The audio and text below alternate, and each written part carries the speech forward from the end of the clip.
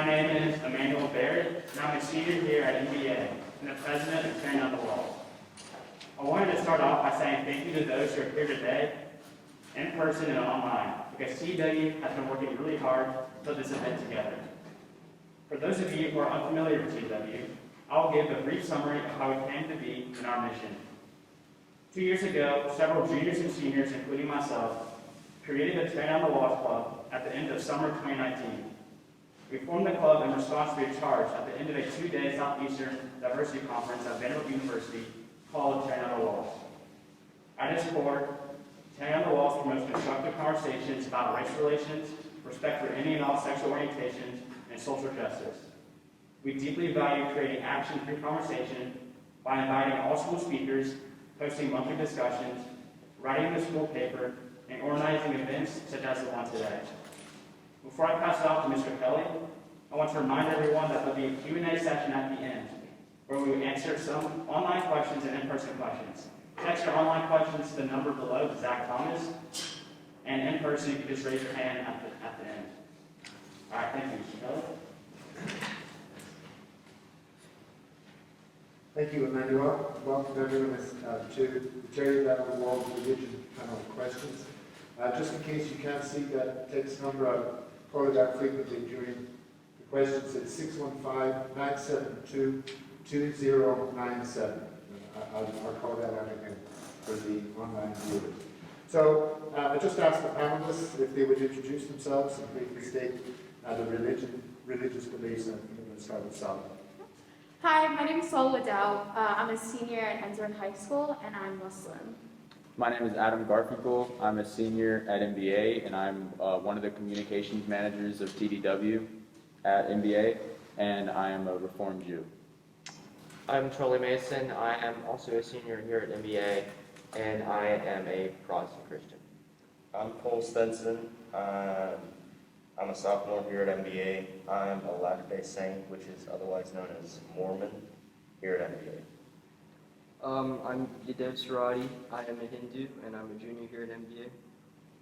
Howdy, my name is Roman Urbanzik. I'm also a junior here at Montgomeryville, and I am a Roman Catholic. Hi, my name is Ashwin Jain. I'm a senior here at MBA, and I'm a Jainist. Thanks, everyone. So I think I'll begin with the first question. Maybe Adam might take this first one. Would you talk about the history and some of the traditions of your religion? For example, the Jewish religion is nearly 4,000 years old and celebrates several important holidays like Yom Kippur. Yeah, so as Mr. Kelly said, Judaism is the world's oldest monotheistic religion, which means that there's one God and who we worship, and he is portrayed through ancient prophets.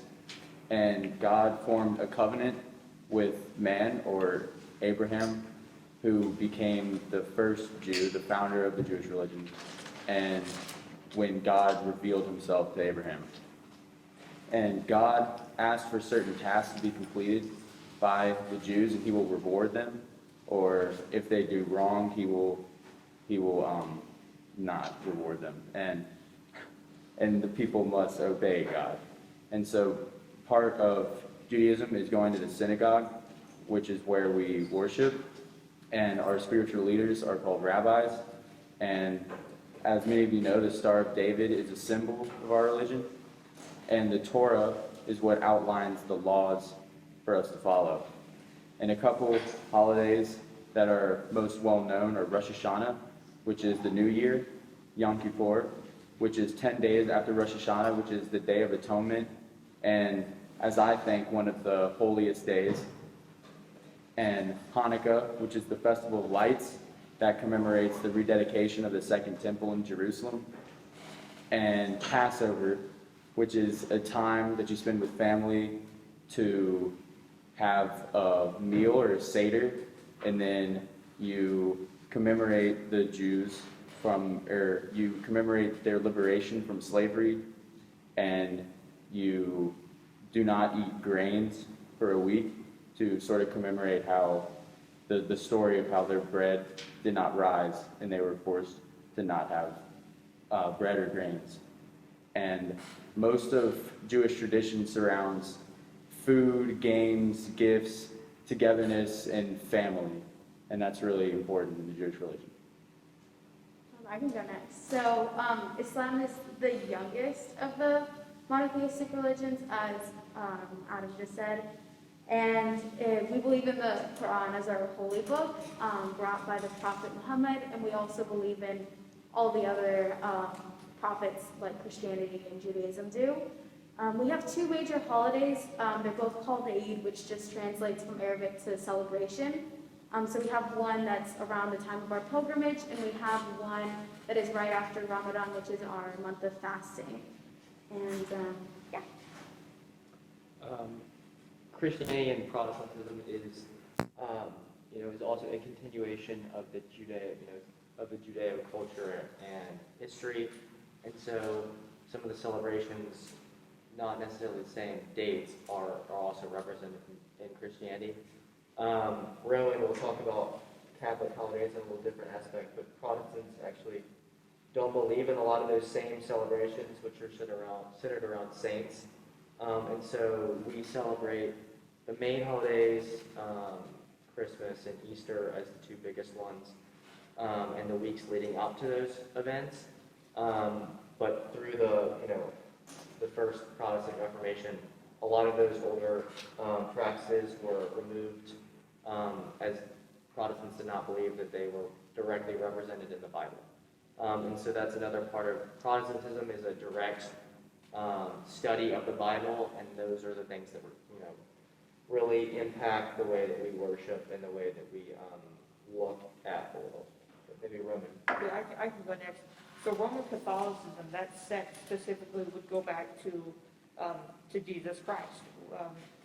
But Judaism is still very relevant because Jesus was a Jew, and Saint Joseph was a Jew, and so some of the biggest things that you've probably heard of are Easter and Christmas. Easter is the highest and most holy of the Catholic solemnities, and Christian. It's very important to both.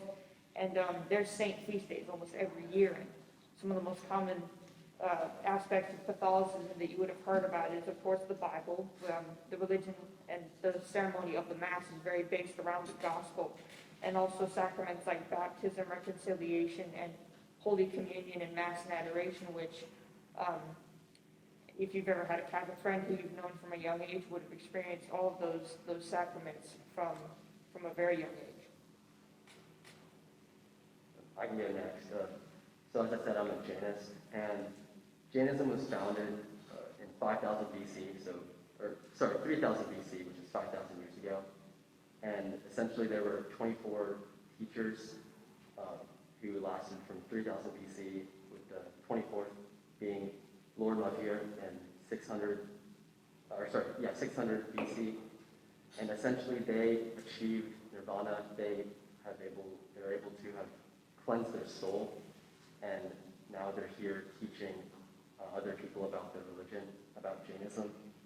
One of the biggest, more foundational principles of Jainism is nonviolence. So I don't eat meat, I don't eat fish, and that's all because I don't believe that killing an animal for food is moral, because it all fits under nonviolence. And in order to achieve nirvana, nonviolence, as well as there's four other principles: nonviolence, not lying, not stealing, abstinence, and also immaterialism, which is essentially giving up all your belongings and having no attachment to any materials. I can go next. So Latter-day Saints, or Mormons, as the world might know them, we have the Book of Mormon. We don't really have any traditions, but we do believe that there's a prophet on earth today. We celebrate the history, like when the church was founded, Joseph Smith, as well as just, we don't have any yearly celebrations. We just come together as a church group and then do activities and try to relate them to religious ideas. And yeah, that's pretty much all I Hinduism is a very old polytheistic religion, meaning that there's many gods. Some of my favorite holidays are Diwali, which is the festival of lights, and also it's for the god of the god named Lakshmi. And also another favorite holiday of mine is Holi, which is the festival of colors. We go to a temple called a mandir, or we could do our prayers which are called pujas, at home at small shrines of ours. That's really all I have. That's great. Everyone, it seems, I don't want to editorialize or anything, but it seems that history and celebration is a common aspect for your beliefs, and you take those things with you going forward. Next question. Several religions have different branches. For example, Christianity comprises Catholicism and some Protestant groupings. Could you talk a little bit about these branches and their characteristics? Yeah, maybe I'll go first. So part of the history of the Protestant church, and Protestant is kind of a loose term, as in there's lots of different branches. There's Methodists that are, there's Presbyterians, and all of these branches are kind of impacted by the cultural groups that they originated in. And so when you look at these different branches, they do have kind of cultural ties to where they originated. But when you look at Protestantism as a whole, there's not a lot of differences theologically. There's this scale of how close certain sects are to the original Catholic and only church, and then there's others who are significantly different, and they are pushing themselves away from the Catholic Church. And so these kind of divisions are related toward mostly an interpretation of the Bible. Some Protestants will take a very strict interpretation of the Bible, and that changes the way they look at things like purgatory or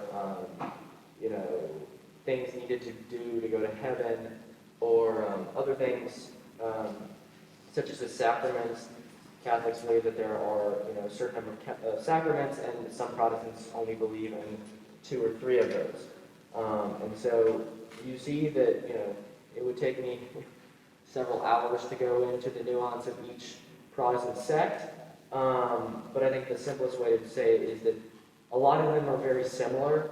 I think if you ask in Nashville, there's probably 4 or 5 different major sects.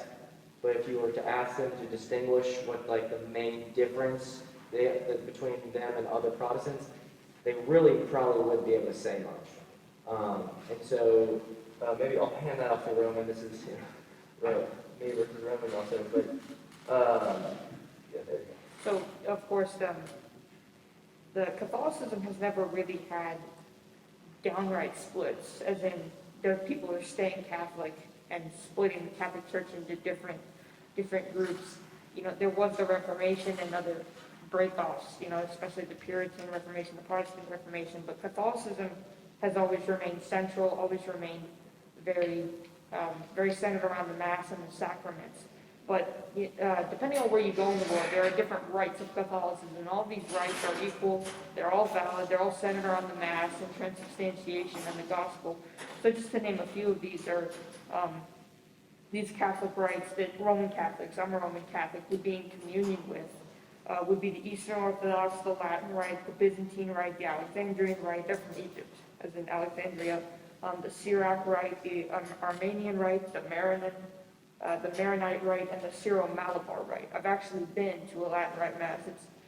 It's very cool. It's just the regular Mass, but completely in Latin. I like it a lot. I think it's very, very reverent. I enjoy it very much. Yeah, I guess I can go next. The 3 major denominations of Judaism are Reform Judaism, which is what I practice, Conservative Judaism, and then Orthodox Judaism. And really, the main difference between the 3 is how close you follow the Jewish law. So Reformed Jews, like me, we value tradition more than the law. So basically what it means is you have the choice in what rituals you practice and what holidays you choose to practice, and it's just sort of how you want to observe your religion. And then conservative Judaism is sort of the middle ground between Reform and Orthodox. The Jewish law is obligatory, however, there is a wide range of ritual observance.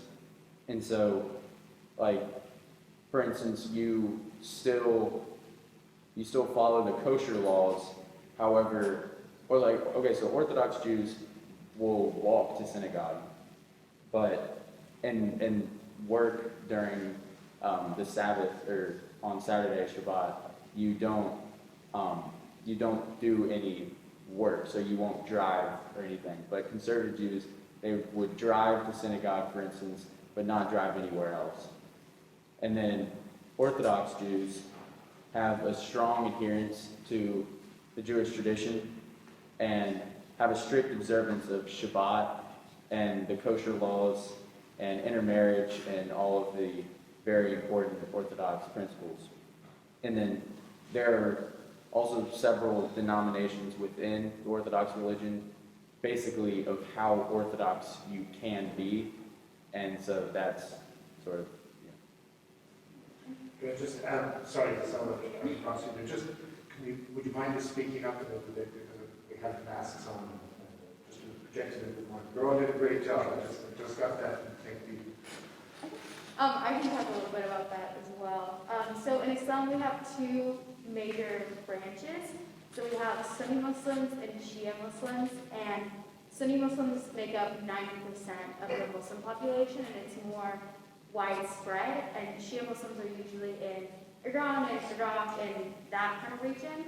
And the main theological difference is just between, there was just a disagreement in who should take over and spread the message after the Prophet Muhammad. And so Shia Muslims believe that his blood relatives should take over and be in charge of spreading that, and Sunni Muslims believe that it can be anyone who was a close companion of his, and they can kind of take that forward and spread the message as well. But that's pretty much it. There's a few smaller ones that I don't know that much about, and it's more influenced by culture than religion. And yeah. I can go next. So Hinduism, there aren't really specific branches, but Hinduism, in Hinduism, there are many people who believe that one God is the supreme God, and it'll differentiate between every single Hindu in there, and that's really it. I'll go next. For Mormons, we don't really have a branch. We don't have branches, but we're thought to be branches of Christianity, seeing as we have the Bible and the Book of Mormon. But it's not just the Book of Mormon alone. The Book of Mormon is just a branch off of the Bible. It's a companion book to the Bible. And there have been some that differ from the ideas of Mormonism or Latter-day Saints, and then they just make false claims, I guess. I mean, those are thought to be, they go inactive, as we'd like to call them, and then they're not specifically different from the Mormons. They just stopped coming to church, per se. So in Jainism, there's two main sects, and similar to what Adam was talking about with Judaism, there's no real fundamental ideological difference between the two sects, but it's mainly just how strictly they adhere towards the core principles. So the two sects are Digambra and Svetambra, and Digambra is the sky clad, and I'll explain that later, and Svetambra is the white cloth clad. So Digambra believes that, I was talking about immaterialism earlier, they believe that even clothes are a form of material and an attachment to possessions, and so they don't wear clothes because they don't want to be attached to possessions. And Svetambra is the white cloth clad, and they will still wear clothes, and they'll still, they don't believe, they draw their line, clothes, I guess, and both sects also wear like masks over their face to prevent breathing in bugs, because that would be, violence towards bugs. But yeah, there's not too much fundamental differences between the two sects, but really it's just how they practice their religion. Good. I just want to remind people watching on live stream, just in case you can't see the number out there, the number, if you want to text questions, is 615-972-2097. And Ashley, I just want to stay with you if you start this one off. It seems that in the two questions so far, history and tradition keeps coming up, and the next question speaks to that. Do most people work out a religion for themselves, or simply follow their parents' and communities or cultural tradition? If Ashley starts. So, for me at least, my parents never actively told me that, you need to follow this religion, but, they don't eat meat, and so I never ate meat growing up, and I guess that kind of thinking of like nonviolence and, not eating meat kind of was instilled into me since I was born, and so, my parents didn't actively tell me that you shouldn't eat meat. I just kind of followed them and kind of internalized what they believed, and that just happened to, be the principles of Jainism. So, yeah, for me, I didn't like work out the religion by myself, and it wasn't that my parents told me this is what to do, it's just how I grew up, and, eventually I think I believe a lot of the things that Jainists believe as well. I'll go next. My mother is a Protestant minister, but my dad is a Catholic. And so growing up, I was exposed and learned about both religion, like they're both Christianity, but two different perspectives on that religion.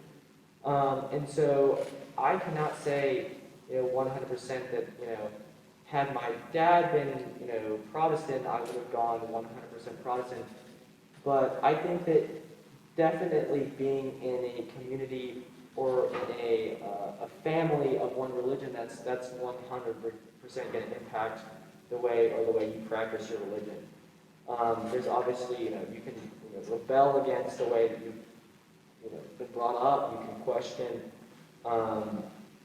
the teachings and the theology of that religion, but the grounding moral principles that you were kind of almost indoctrinated into as a child stay with you for the rest of your life.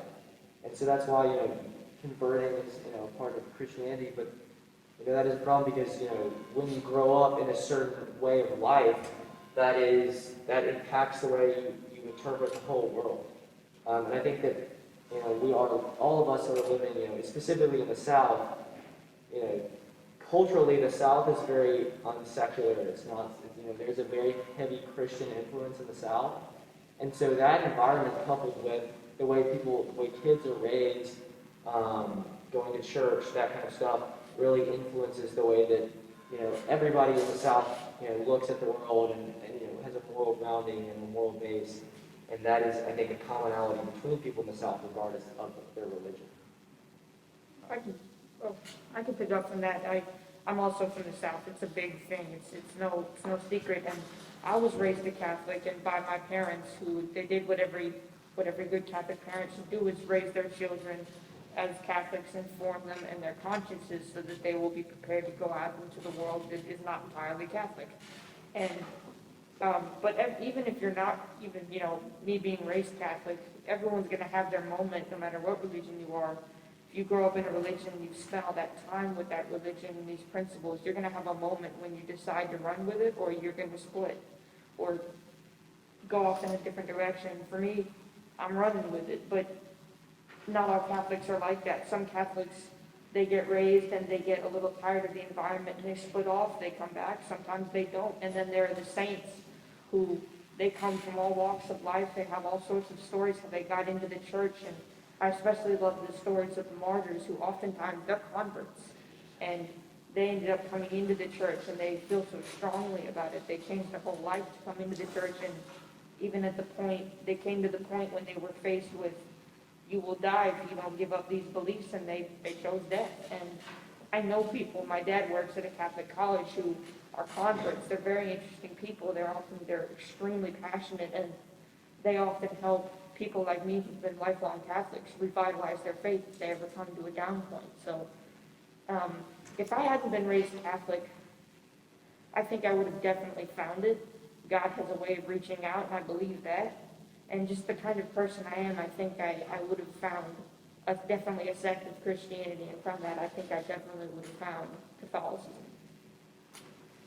So, as some are raised into the church, they, like Roman was saying, have a turning point to see if they're going to stay with it or if they're going to go away from it. There's also, so this year, our prophet actually announced that the church was to be more home-centered, church-supported, so that the principles relate to your family and see how they relate to your family and from your perspective, and to study the scriptures so that you can learn what it means to you. And then the church is to see how other people see it and to sort of testify how you see it and how that can help other people in their journey in studying the scriptures. So, Oh, yeah. I was just going to talk about, we talked about conversion a little while ago. I thought that was really interesting because my mom actually converted to Islam. She was raised Catholic in Mexico, and then she converted to Islam after she met my dad, who was raised Muslim and he's Arab. And so I think that a lot of people definitely convert to the religion, but I mean, for me, I think I have a lot of like good childhood memories like attached to like holidays and like celebrations and just kind of like the values instilled from religion that my parents have taught me, and I think that's kind of what I've been hearing from a lot of people here too. And I think that kind of inspired me to like take religion onto my own as I've kind of gotten older, and I started wearing the hijab, which is a headscarf, on my own, and that was kind of like something that I was inspired from my parents, but they didn't necessarily like force onto me. And also just kind of being an activist in the Muslim community and advocating for the community and stuff like that has also really inspired from my parents and the way that I was raised. After hearing what Saul just said, that's the first time I've heard that, and it's actually a very similar experience to what I've had. So my mom converted to Judaism when she met my dad, and most likely for the reason that they wanted to raise their kids as Jews. However, they never forced it on me, but they definitely wanted me to practice. And so I went to a Jewish preschool, and I went to Hebrew school and prepared for my bar mitzvah, and then I got confirmed, and then now I'm sort of on my own in how I want to practice. And that's what's so significant about being a Reformed Jew, is that I can practice in the way that I choose, regardless of what my family wants me to do or what other people want me to do. It allows me to kind of choose my own path. For me, it's my circumstance is kind of like it's when my parents believed that I should be Hindu because they were Hindu, of course, and so they kind of just put their beliefs on me, and I kind of just accepted them, just like most Hindus out there in India and here in America. And so yeah, I've just grown to accept them after living with them for my entire life, and yeah. okay, because we're having some technical difficulties with the live stream, we're going to take a 5-minute break to see if we can make it 5 minutes. If you want to use the bathroom, feel free to come up that 5 minutes. Thank you.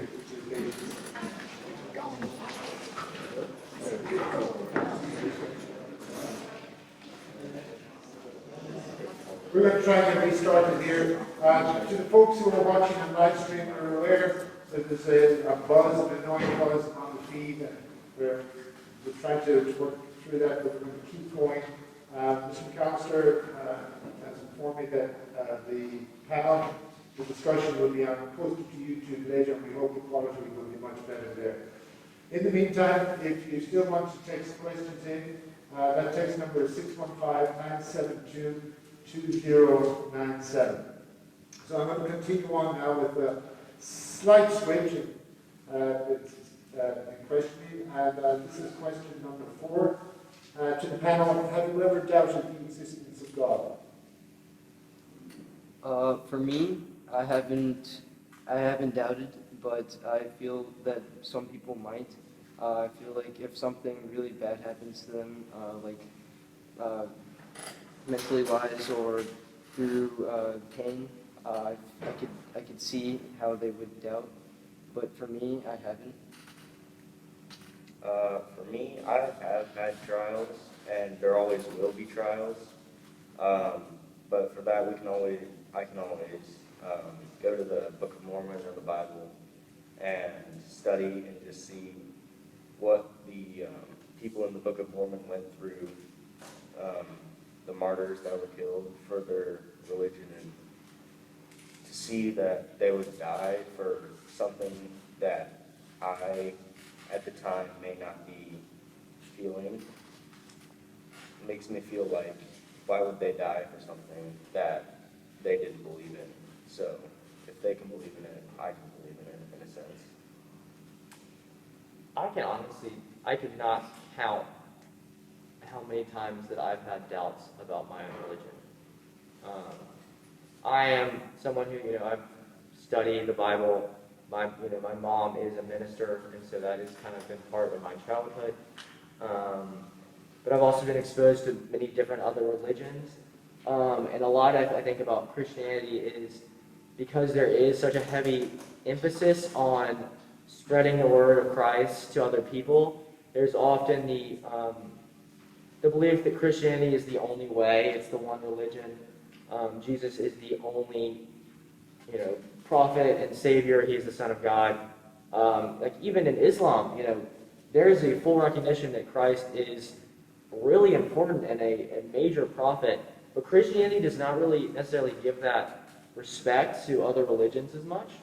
And so I think the conundrum of having, one religion makes other Christians sometimes blind and unrespectful of other religions. And obviously that's seen throughout the centuries and the mass, harm that Christians have imposed on other cultures. And so I think that because there is such a heavy emphasis on unambiguous truth in Christianity, I have found many different scenarios where I've doubted the existence of God, doubted, some of the things in the Bible. But I would say honestly that doubt has made me a better person just because I've had to, work through that and find evidence and really think about what I'm actually believing. And this kind of hinges back to the question earlier, people who are raised in one religion and their culture supports that religion, are people really understanding what they're believing? There's that, I am a Christian, I'm a Muslim, I'm a Jew, but do you 100% understand the details behind that? And is your heart 100% in it? Because religion is it's not like politics in the fact that, it is a way of looking at the entire world and the way of life. And so once you choose that religion, you have to, that way of looking at stuff is dramatically impacts the way that you act and the way you look. And so as a Christian, I can honestly say I've doubted the existence of God on multiple occasions. But that doubt, I think, is also something maybe Roman will touch on because Catholics do have such a heavy emphasis on overcoming doubt. And I can say I do have that Catholic aspect of me as well. So I think this is all, it's no secret. A lot of kids who are raised Catholic who are in my situation right now, or in my shoes, this is a time in life when they are very, very vulnerable, and maybe not so much doubt for a lot of kids, but definitely a lot of questions. That they start asking questions that they wouldn't have asked when they were 10 years old, and they've just been taught all this stuff and not have it, the information. A lot of Catholic kids, they go to Sunday school or they they go to Catholic schools, a lot of information gets flushed through their brains, and then when they get to about age 17, maybe it stops and sits in there, they think about it, they think a lot. And that's a good thing, I think. They all need to have that moment where they decide, because their faith won't mean much to them if they don't act consciously from the depths of their soul decide to run with it. And yeah, I'm in that stage of life where I'm trying to run with it, but that is also why when our human logic, which is just limited to space and time, tries to apply that to God, which as a Catholic, I believe God is beyond space and time, so he cannot be limited to my cognition. I'm only human and he is not. And it's one of the mysteries that I won't know the answer until I get to heaven. And that's one of the hardest things to accept, is that if you can't understand it with your logic, it's pretty hard to run with. But that's when you pray, Lord, in your weakness in my weakness show your strength. Because at that point, there's a point at which it's not your show, it's God's show. And you need to be an instrument of his love and peace and mercy. And that is how you can get to heaven. And that's how, especially when you're weak or you're vulnerable and you have doubts and you're asking questions that could lead you in a bad direction, you need, it's best to pray. And I've had good experiences meeting with people who are converts, who are very energetic. And they oftentimes, I believe God put those people in my life to pick me up and help me keep going. I mean, I personally haven't doubted the existence of God, but I definitely have questioned certain aspects, and I think Islam as a religion definitely welcomes curiosity, and there's a huge emphasis on education, and every time you have questions, I think you always find the answers to those questions, and they always seem reasonable, and they always seem logical, and I think that just kind of reinforces that, like, faith in you. Yeah, I really only have my doubts when times get really tough. Because, I mean, when everything bad seems to be happening to you and you feel like you don't really know where to go, that's kind of when you're thinking, like, where is God to come help me? Where is he to show me guidance? And, I mean, for me, I've sort of learned that, like I said earlier, how God rewards us for doing good things. I've found that's very true, because there are times when I'm just really, really down and out, and maybe there's a homeless man on the side of the street, and I give him a $5 bill, and then, I mean, however it works, I just feel great the rest of the day. And I mean, I really do believe that God does reward us for doing good things, and those are the moments that do make me believe in God. Yeah, for me, I think Jainism define God differently than the traditional sense of the word God. And I could be wrong, but a lot of religions, I guess, view God as someone who created the universe, and then, they kind of control what's happening. But Jainists believe that the universe was, it is, and will always be. God didn't create the universe, but rather we as humans are part of this universe. And so, the God, the divine, they don't have really control or say of what's happening on the earth right now. Praying to God isn't you're not asking for forgiveness for anything, but rather you're kind of treating them as spiritual beings, or I guess models of what you want to attain in life. And so, no one necessarily believes in God in Jainism. I would probably classify myself as atheist, but you pray to a God in the sense that you are asking for motivation from a God who has attained nirvana, who's done everything right in his life, and you are asking for inspiration from that God. Essentially, is how I guess how our God system works. That's great, really informative. Charlie brought up there the observation that certain religions have been kind to each other through history, and which leads to the next question: have you ever experienced religious discrimination? And if so, how did you deal with that experience? maybe I'll touch on this first. You know, we are able to sit here and have it, like, this is an amazing conversation, very civil conversation, but members of our same religion in the past have gone to war over this kind of things. I mean, the Christian religion, the Crusades, went to war with the entire Muslim faith.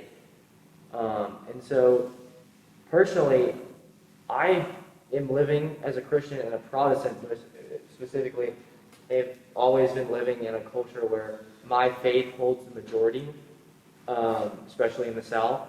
And so, if anything, I felt that my faith sometimes, you know, doesn't hold that same respect for the other cultures. There's like literature, Christian literature, that actually says that that gods of other religions are, you know, created by the devil. So there's like this almost anti-other religious interpretation. And so for me personally, I've only felt discriminated when I advocate or purport a belief that is not something that is very orthodox Christian.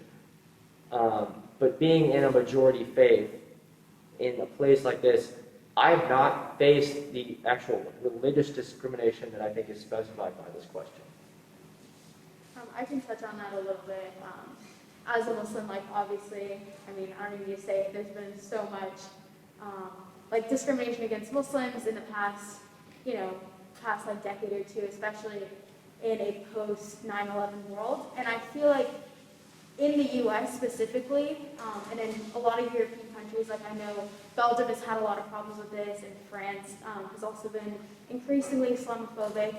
But I feel like Islam as a religion, it doesn't necessarily come from a place of religious persecution, as in like you're targeting the beliefs, but Islam as a religion has almost been racialized and kind of turned into a race, because some people don't know the difference between like someone who's Indian and someone who's Middle Eastern and someone who actually practices Islam or is Hindu or is like Sikhism. So I think in that sense, like, people get grouped as Muslim even though they're not Muslim. And so there's definitely people that I know who have experienced Islamophobia and they're like, I'm not even Muslim. And so for me, as like, I'm visibly Muslim and I'm a woman in America who wears a headscarf, it's definitely something I can relate to. I also, as a woman of color, that with other people of color, just experiencing microaggressions. And I know we had another panel back in the spring before COVID really hit, and we talked a lot about racial bias. And I could relate to a lot of the things that people were talking about with racial bias, because I'm Muslim, and the way that people look at me and the way that I'm perceived in public and the way that I can be perceived as a threat, or people might be in fear of me even though they don't know me, is something that I can really relate to with people of other races who experience that same kind of prejudice.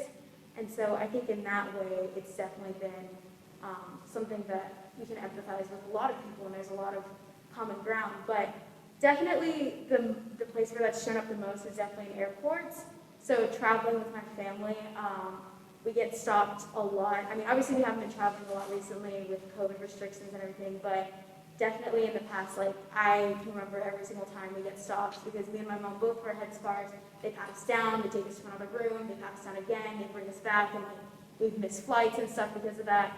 And I remember one time we actually were flying back from visiting my dad's family, and we were taken to like this bond detainment place where it's like this other room where it's like a more thorough kind of search. And so I was really little. I think I was about 7 years old at the time, and they thought I had like bombs or something in my shoes, and like I was really little, and like I didn't really know what was going on. And so it's like my parents had to explain to me, and from a young age I had to kind of think about that and have that be something that I'm worried about in the way that people perceive me. And so from that I kind of try to be like more open and more polite to people and smile and be as open to people as I can, so that way I'm not perceived as a threat or like a danger to other people, and people kind of feel comfortable around me.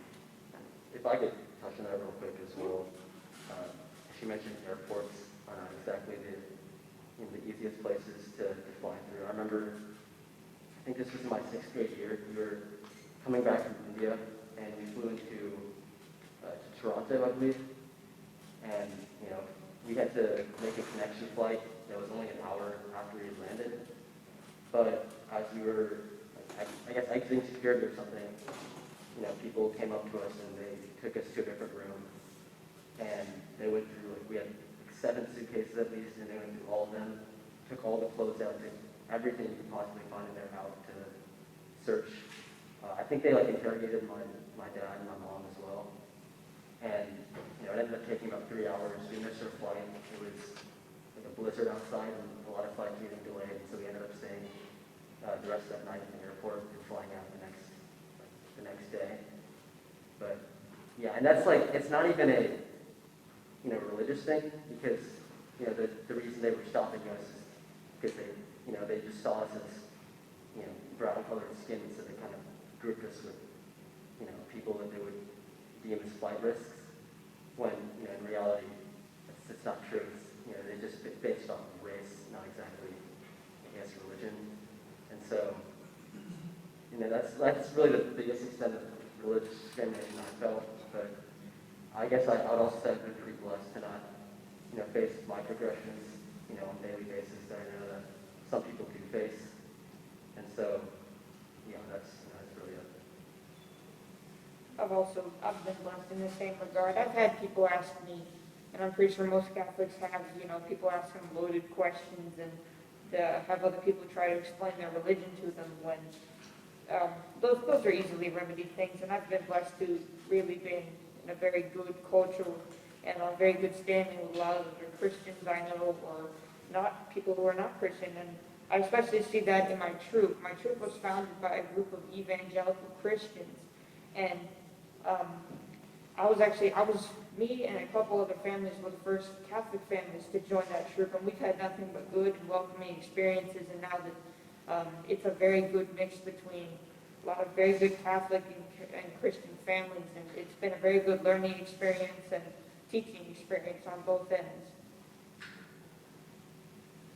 So, as a Mormon, I didn't really face any discrimination, but more towards the idea of confusion about old beliefs or something like that. Like, one very common one is polygamy. Back near the restoration of the gospel in 1850 or 40, men would take in multiple wives because the wives' husbands would be at war. So it was simply for the reason of protecting the women and the children, so that they, because there were a lot of angry Christians that didn't believe in what the Mormons believed in and how they worshipped, so they were at that time attacking Mormons. But nowadays that's not as prevalent, or, I mean, there's protesters, but there's no real violence. Well, Jews, I imagine everyone knows, have faced discrimination for, the existence of the religion.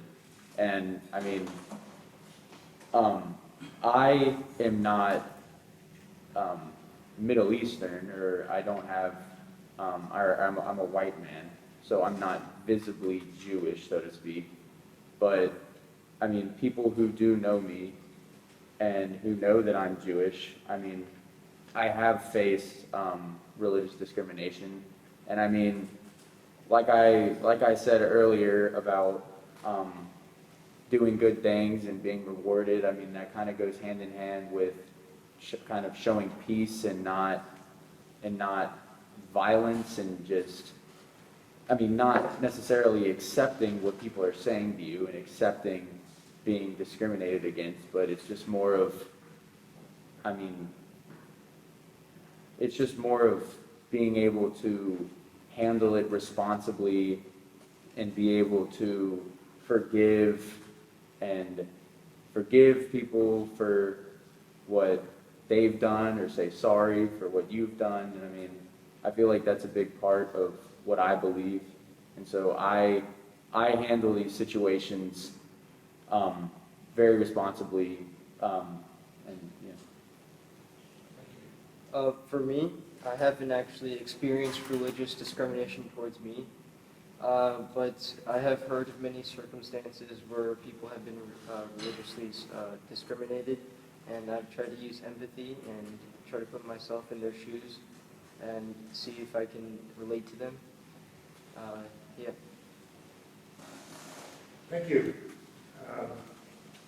Unfortunately, discrimination has happened in the past, it's happening now, and probably happen in the future, but I think you guys are doing a great job to pushing that story forward into a more positive light, I think. One final question before we go to the floor. We have some questions online. I think Zach is going to take over from me then.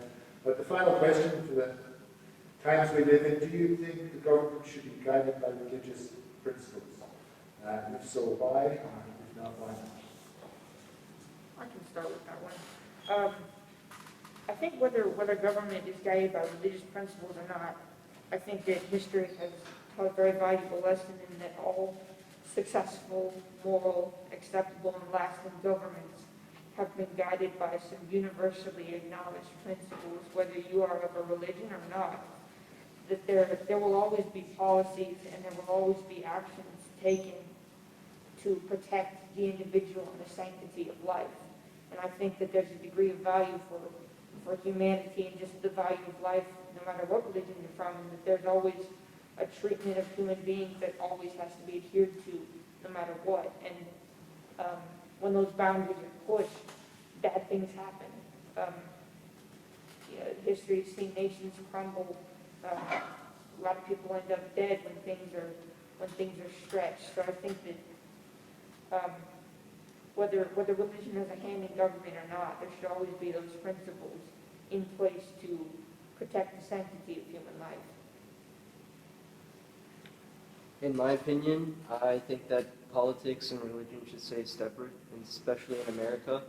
In India, most of the population is Hindu, and so they do base their laws on religious principles, such as cows. Cows are often in the streets and they'll cause traffic. And then there's the fact that nobody's allowed to eat beef in most regions inside India. So yeah. I agree. I do not think that government should play a role in religious beliefs at all, because, I mean, as many people know, when things get involved in politics, there becomes the question of right and wrong, and I don't believe that any religion should be deemed the correct way to live or the wrong way to live. And I mean, I'll sort of leave it with that. That's kind of the most brief way I can say that. Yeah, I think the other thing that we've mentioned briefly is, and Sawa can actually talk about this too, is of radicalism in religion. You know, there's obvious Protestant radicals and there's obvious, Muslim radicals, and both of those groups pose a, like a PR crisis for the rest of the religion, because they're so clearly not part of our religious beliefs. A lot of the discrimination in history on the part of Protestants was backed by governments, and that those were more political aims and not religious aims, because it's clear in the Bible that Jesus says to love and empathize with all, and so that's why you see obviously Protestants don't have one leader of all Protestant sects because they're different, but you see the Pope reaching out to the Dalai Lama and major leaders of other religions, and so I think division between religion and political structures have caused a lot of pain and suffering in the past, because beliefs that were very political often used religion to justify mass acts of violence and discrimination, which the religion actually does not support and is fully against that at all. And Christianity is that way, as I think a lot of the other religions on this panel. But yes. Yeah, just kind of touching on that, I agree with what you're saying, like all the things that people do kind of outside of that have nothing to do with the religion itself, but just kind of going back to the idea of politics, I obviously believe in the separation of church and state, and I know someone mentioned it earlier, just having, like, a lot of religion just goes back to, like, morals and values, and I just think having maybe a little bit more of those in politics would be helpful for everyone. Yeah, I mean, I think religion defines who you are, what you believe in, your identity, how you view other people, how you treat other people. And so, when you have two people who are different religions, they will fundamentally disagree with each other on a lot of ideas. And so if you try to put them to the same country under either one of those religions' laws, no matter what, you're going to have one group of people who just fundamentally disagree with what the government's religion is. So, in a utopian world, if we could divide every country or assign every country a religion and everyone from that religion goes to that country, then sure, you could have some religious governments, but obviously that's not possible in today's day and age. And so, with that, no, I don't think that religion should dictate governmental policies. I think one thing, just my last opinion is, Roman said earlier that the government should have some kind of moral foundation, and that's a good thing when there's not the radicalized aspects of it. And I think that if you went around and you asked each one of us what the three major tenets of their religion, you would find some really striking similarities. And so I think that, good similarities. And so I think that if we were all to, recognize and not ascribe titles or names to certain religions, but all agreed to be governed by kind of the similarities and the commonalities between us, then that is something that would be a good thing. So I guess that's something that we should focus on more on what unites us instead of the nuanced theological stuff that really divides us.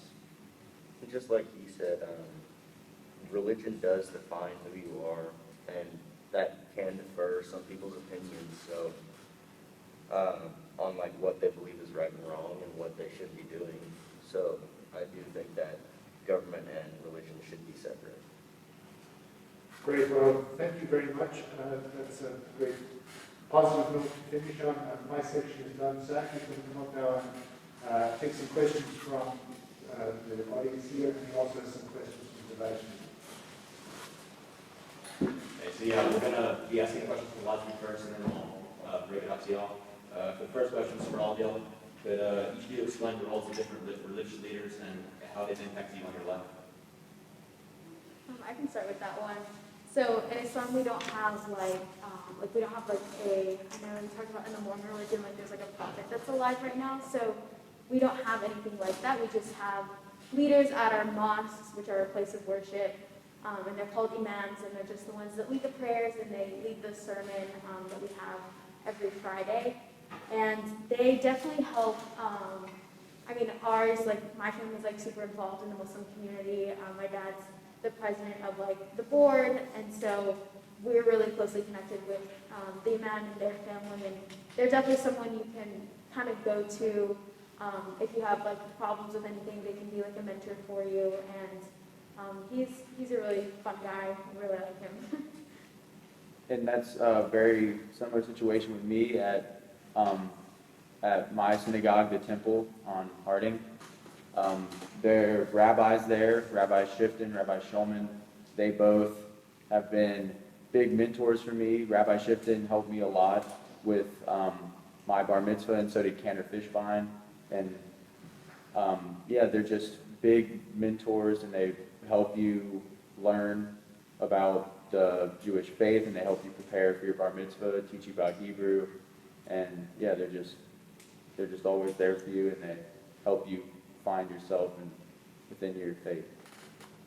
Obviously, Christianity has monks, priests, people who give sermons on Sundays, and like I said, there's not really going to be much difference between the role of religious leaders in any of our faith lives. So, Salwa said, we do have a prophet, and we also have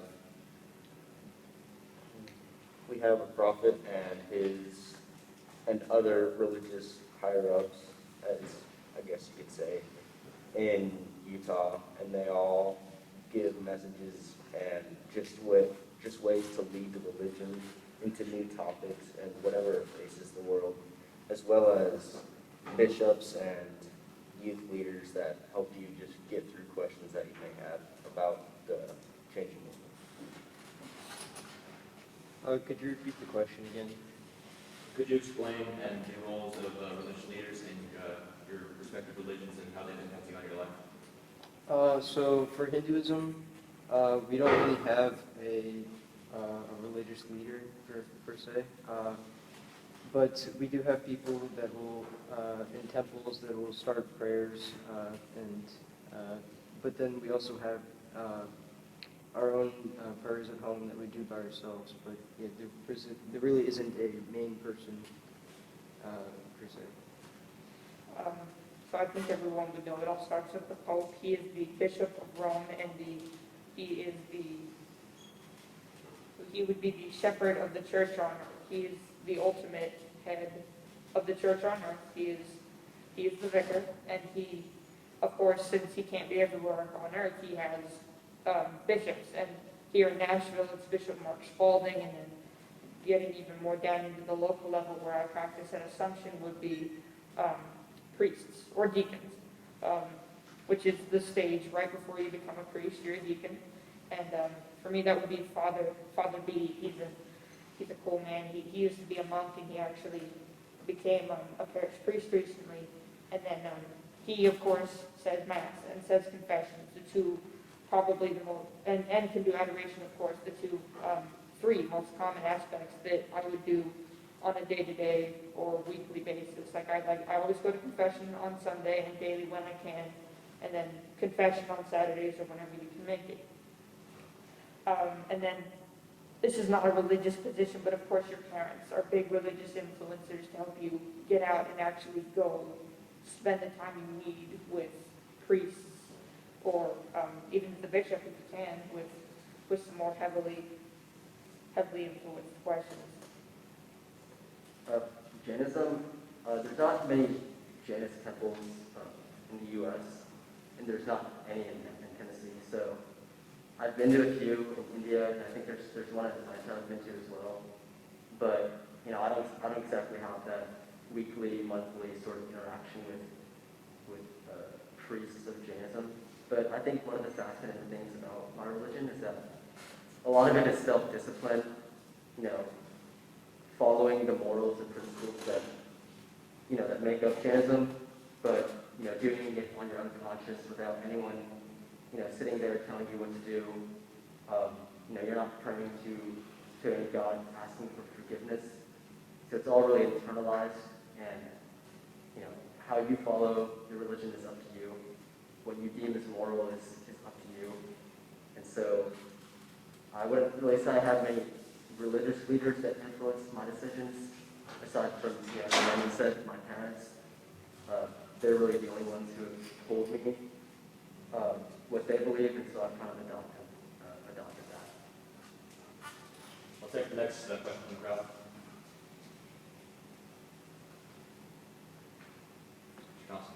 I think this is kind of an interesting setting to have a talk like this, because this is a science building, and there are quotes related to science on the walls.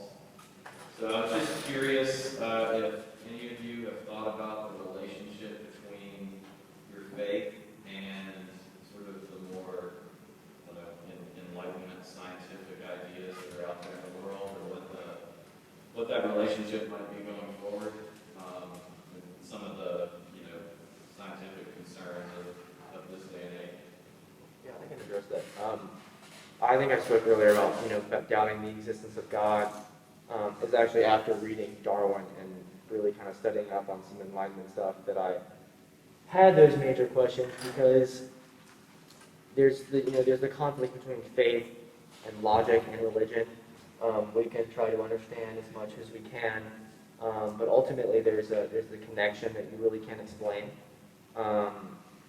That's something I suffer with on a daily basis. It's a conflict ever present in my life. but I think that, maybe there is definitely a conflict between faith and science, or just more, the material world.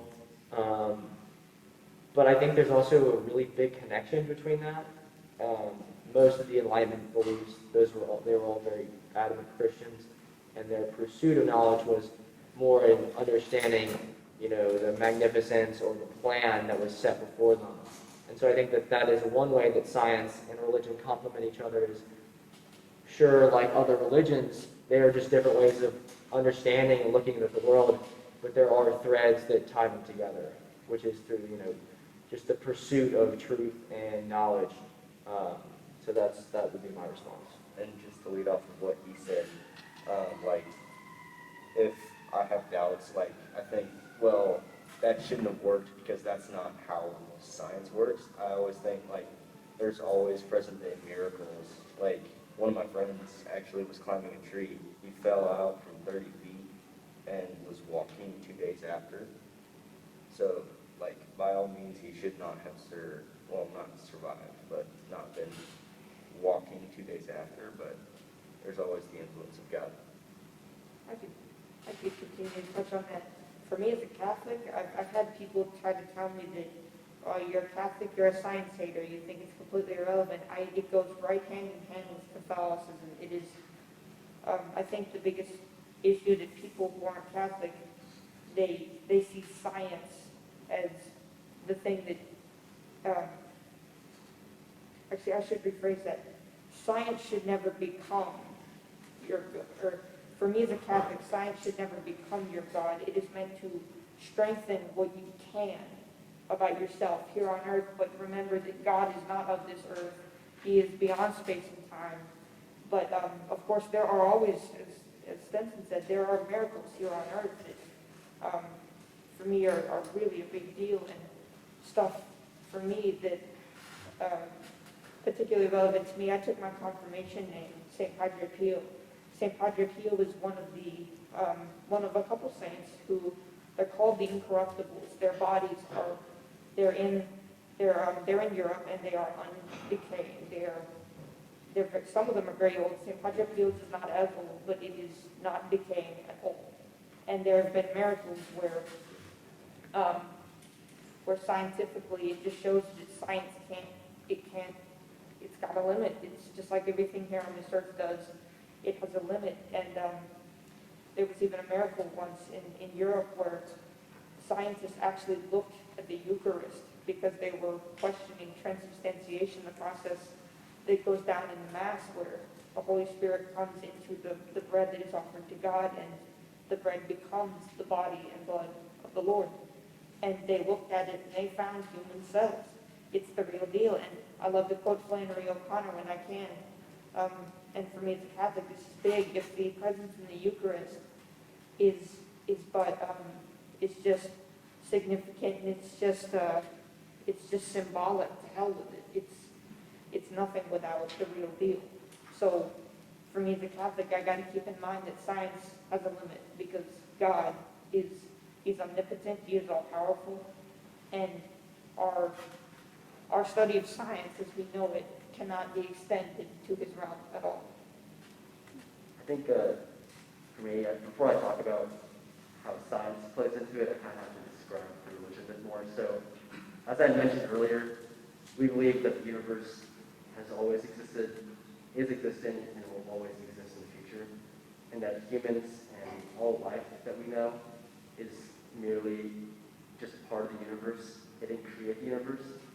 And so, one of the things that non-violence, right? So let's say, to give an example, let's say, there's a bug in my house. Most of the people I know would probably kill the bug and throw it away or something. I would probably pick it up and take it outside.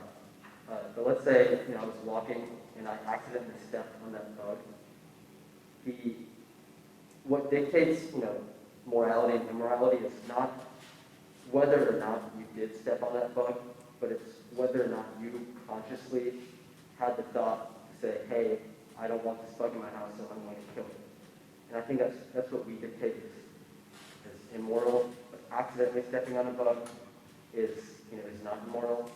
And so if you draw that out a little bit, you could say that, let's say, like you accidentally shoot someone, that would be preferable to consciously looking at someone shooting a gun but accidentally missing. Because in the latter scenario, you were actively thinking that I want to cause harm, whereas in the former, harm was the result, but it's not what your consciousness told you to do.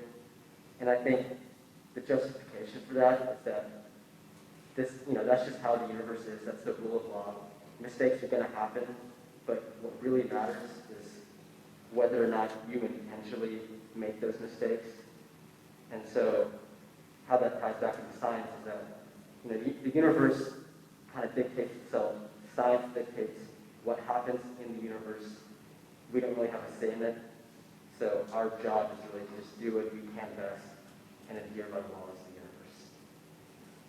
I think in Islam it's a little bit different than what people have been saying so far, because as I grew up learning that like a lot of science is actually backed by Islam, and a lot of our religion is backed by science, and that those have a really close relationship in a way that I think that is like a misconception, which a lot of people see the divide between religion and science, and that may be the case for some people, but I think for me and my religion, we kind of see those have like a close connection, because if God like created the universe and people can study the universe and the things within it, then those things check out and they balance out with each other, and everything kind of adds up in the end.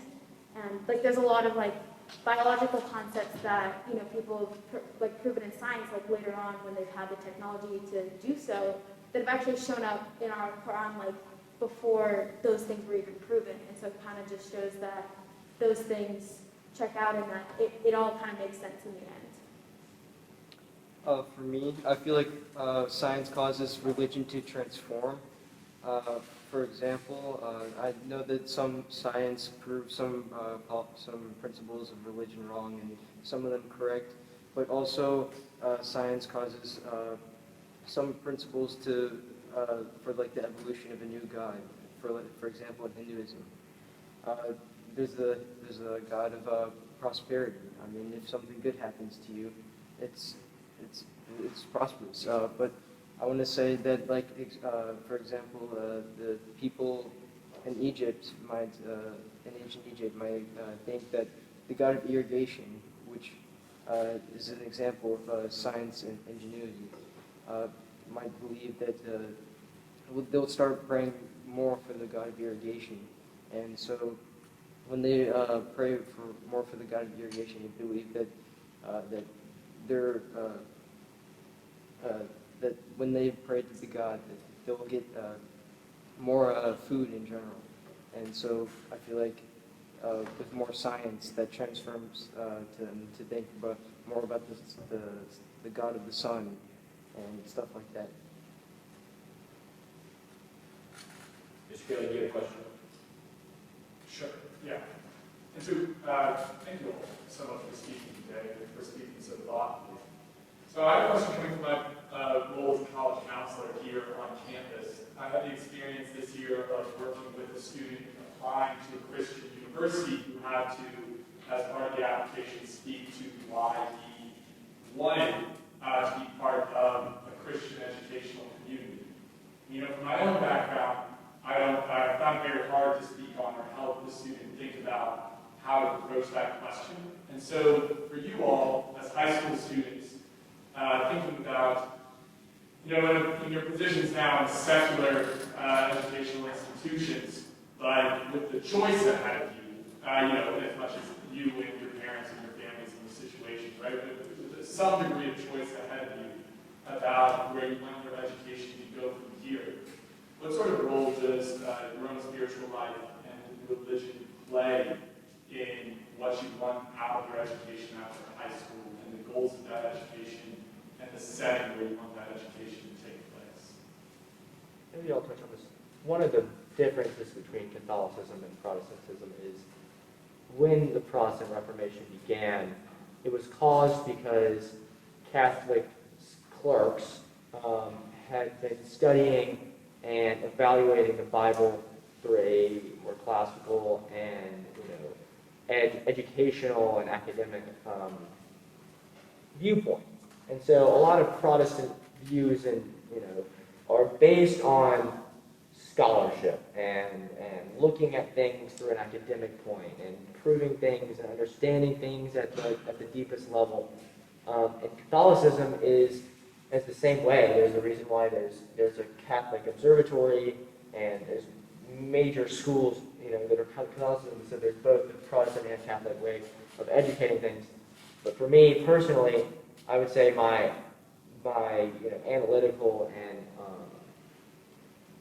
want to understand things does push my academics. So the way I would look at a college experience is not necessarily I need to go and look and study, go to divinity school or anything, but I would want my education to revolve around understanding things that are bigger and broader than myself. And so there's less of a mysticism aspect of that and more of a complementary relationship between the way people have looked at the world and the way that my religion does. I can pick up from that. For me as a Catholic, where I go to school, and not all Catholics look at it this way, but the way I've been raised, I look at high school and college as a time, as I said, where you ask a lot of questions and you need to just take a responsibility for yourself and also with your parents that you're in an environment that's going to help strengthen your belief and set you up to go live an adult life, whether that be you go into the priesthood, the laity, whether you go get married, especially if you're going to get married, you be ready to go to set up your children like your parents did with you. And for me, I want to make sure I'm in an environment that's going to further me as a Catholic and as a believer, so that whatever I decide to go do in life, I'm ready for it. For me, Jainism isn't, I would kind of consider it more of a philosophy that I follow, and some of the, I guess, morality that comes to philosophy is in nonviolence. And so, for me, there's just a few basic principles that I follow and that I, adhere to at all times. And so, going to, I guess, a Jainist university wouldn't really, I guess I wouldn't be as open to that, just because there's this, strict set of moral principles that I follow and that I've figured out. And, as long as I follow those, I feel like, I'm doing good. And, that's what matters to me the most. Just like Roman said, it's good to be in an environment where you're with people of your religion, so that your peers can help you get through tough times, like that they'll know what you're going through and what you need. Because and it's good to be in an environment where there's less influence from other religions, so that you don't get confused, or you can be supported by your friends. Might be a hot take, but I'm gonna disagree with you guys. I think that a lot of your childhood is meant to, educate you on your religion. But for me personally, I would want a college environment that would challenge my beliefs on almost every aspect, from a very diverse group, beliefs and cultures and foundations, so that I would be able to decide and be able to educate myself, do my beliefs make sense in this context? And if so, maybe they had some really quality points. How would I want to incorporate those beliefs into the way that I look at the world and the way that I study things? So my perspective on this is somewhat similar to Charlie's and Ashwin's. I want my college experience or education experience to help me learn about different things that could possibly challenge my beliefs. And that's why I'm in Tearing Down the Walls, because I want to be able to challenge my beliefs and learn about new perspectives. And obviously at the same time, when I go to college, I want to be able to maintain the religious principles that I follow, and I want to be able to have a community of other Jewish students to which I can talk to, or go to synagogue with, and just have that group of people who Yeah, just like a mix between what both of them said. Like I want to maintain my beliefs, but also be subject to different perspectives and different point of views. Yeah. Yeah, just kind of going off of that, like, it's really difficult to find, like, obviously, like, a college that is majority Muslim, like, that's just not something that's very realistic, and looking for, like, a college unless somebody really wants to go into, like, that kind of, like, divinity school kind of thing. But I think just, yeah, having, like, almost like a fitted group, I know, like, a lot of schools have Muslim student associations, and just having, like, a group that you can kind of go back to and be in a space where you're kind of, like-minded, but also exist in classes and like, social settings where there's a diverse group of beliefs and races and different kind of things like that. Thanks for your questions, both in person and live stream. We're going to turn it back over to Eman to wrap it up.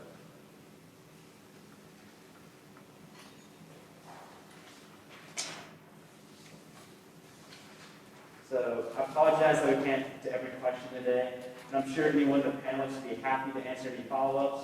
But I'm very thankful for the questions that everyone showed up today and watching live. All did a fantastic job, like really. Like, it was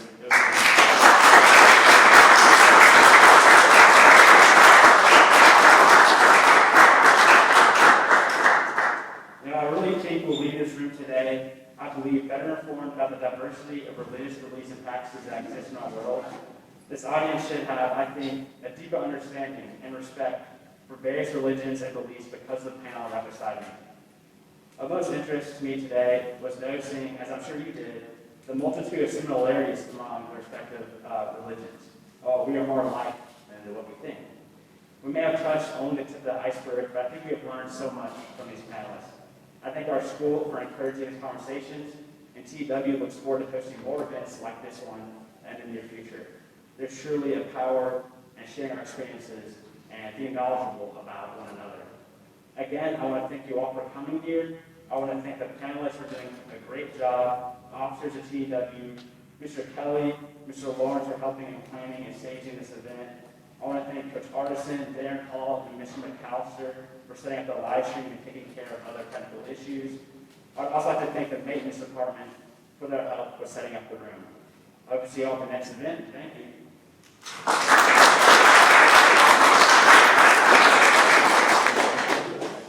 Everybody has like something.